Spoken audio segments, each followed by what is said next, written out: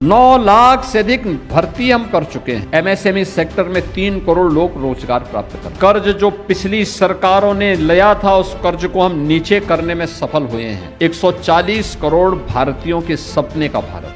अब देश के टॉप 3 अर्थव्यवस्था में कोई नाम आता है तो यूपी का नाम आता है, जहां पर हर व्यक्ति के चेहरे पर खुशहाली हो, हर नौजवान के हाथ को कार्य हो, हर किसान अपनी लहलहाती हुई फसलों को देख करके झूमता हुआ दिखाई दे, हर बेटी और हर बहन को सुरक्षा के साथ साथ स्वावलंबन के पथ पर अग्रसर किया जा सके। उत्तर प्रदेश अब खुद की ताकत पर बड़ी इंफ्रास्ट्रक्चर परियोजनाएं पूरा करने की क्षमता रखता है। मुख्यमंत्री योगी आदित्यनाथ ने आज यह दावा करते हुए कहा कि राज्य रेवेन्यू सरप्लस स्टेट बन चुका है। सीएम ने लखनऊ में सोमवार को लोक भवन में सहकारी समितियां एवं पंचायती लेखा परीक्षा विभाग के 371 नवचयनित लेखा परीक्षकों और स्थानीय निधि लेखा परीक्षा विभाग के 129 कर्मियों को नियुक्ति पत्र सौंपे। इस मौके पर उन्होंने कहा कि 2017 से पहले उत्तर प्रदेश बीमारू राज्य माना जाता था। वित्तीय हालत इतनी खराब थी कि बैंक भी राज्य को कर्ज देने के लिए तैयार नहीं होते थे, लेकिन आज स्थिति पूरी तरह से बदल चुकी है। मुख्यमंत्री ने कहा कि गंगा एक्सप्रेसवे जैसी करीब 600 किलोमीटर लंबी महत्वाकांक्षी परियोजना बिना किसी बैंक के कर्ज के पूरी तरह से राज्य के अपने संसाधनों से बनाई जा रही है।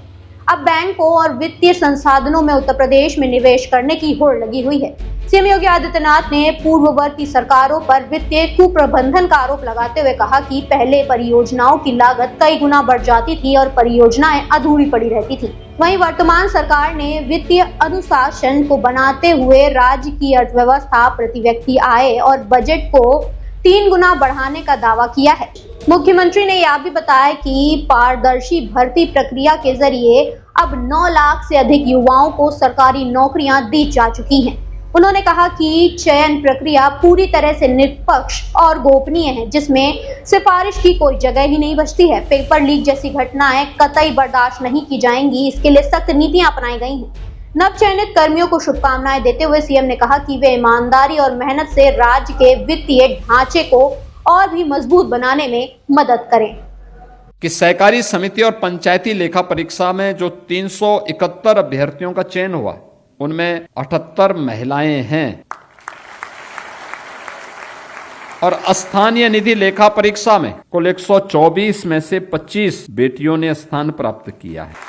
ये चीजें बढ़ती हैं कि अब उस सेक्टर में भी अच्छा रुझान बेटियों के लिए है और उन्होंने उस स्थान को वहां बनाया है। मैं आज के इस अवसर पर आपसे यही कहूंगा कि विकसित भारत के संकल्पना को आगे बढ़ाने के लिए हम सबको मिलकर के एक विकसित उत्तर प्रदेश के निर्माण में अपना योगदान देना है। जिस निष्पक्ष और पारदर्शी तरीके से सरकार आपको नौकरी उपलब्ध करवा रही, 9 लाख से अधिक भर्ती हम कर चुके हैं सरकारी नौकरियों में। कोई उंगली नहीं उठा सकता, कोई व्यक्ति उंगली नहीं उठा सकता। सरकार की नीतियों के कारण आज एमएसएमई सेक्टर में 3 करोड़ लोग रोजगार प्राप्त कर। कानून का राज होने के कारण लाखों नौजवानों को यहां पर हुए निवेश में रोजगार और नौकरी प्राप्त हुई। अलग अलग सेक्टर में आत्मनिर्भरता के लक्ष्य को प्राप्त किया जाए। आपने बदलते हुए भारत के बदलते हुए उत्तर प्रदेश को देखा है। 2017 के पहले का उत्तर प्रदेश क्या था, 2017 के बाद का उत्तर प्रदेश क्या है, किसी से छुपा हुआ नहीं है। लेकिन ये केवल बदलाव किसी एक क्षेत्र में नहीं हुआ, हर एक क्षेत्र में। और जिस क्षेत्र में उत्तर प्रदेश सरकार ने बेहतरीन प्रदर्शन किया है उसमें सुरक्षा और कानून का राज हो, ये किसी भी सरकार की प्रायोरिटी होती है। लेकिन बेहतर वित्तीय प्रबंधन और वित्तीय अनुशासन, यह भी उत्तर प्रदेश ने इस दौरान करके दिखाया। जिस उत्तर प्रदेश को कोई 2017 में कोई बैंक, कोई वित्तीय संस्थान कर्ज देने को तैयार नहीं था, उस उत्तर प्रदेश को हम आज भारत का रेवेन्यू सरप्लस प्रदेश नहीं बना पाते। हमने वित्तीय अनुशासन का पालन भी किया है, बेहतर वित्तीय प्रबंधन का काम भी किया है और इसके लिए वित्त विभाग की टीम, स्थानीय लेखा और पंचायत लेखा से जुड़े हुए जो परीक्षक हैं, वह भी वित्त विभाग की टीम का एक इंटरनल पार्ट होने के नाते उन्होंने उस वित्तीय प्रबंधन को बनाने का प्रयास किया और उसी का परिणाम है कि हम लोगों ने उत्तर प्रदेश की अर्थव्यवस्था को 3 गुना करने में सफलता प्राप्त की, प्रति व्यक्ति आय को 3 गुना करने में सफलता प्राप्त की। हम अब रेवेन्यू सरप्लस स्टेट हैं। लगातार कर्ज जो पिछली सरकारों ने लिया था उस कर्ज को हम नीचे करने में सफल हुए हैं और उत्तर प्रदेश की अर्थव्यवस्था को हम काफी आगे बढ़ा चुके हैं। अब देश के टॉप 3 अर्थव्यवस्था में कोई नाम आता है तो यूपी का नाम आता है, पहले बॉटम 3 में यूपी का नाम आता था।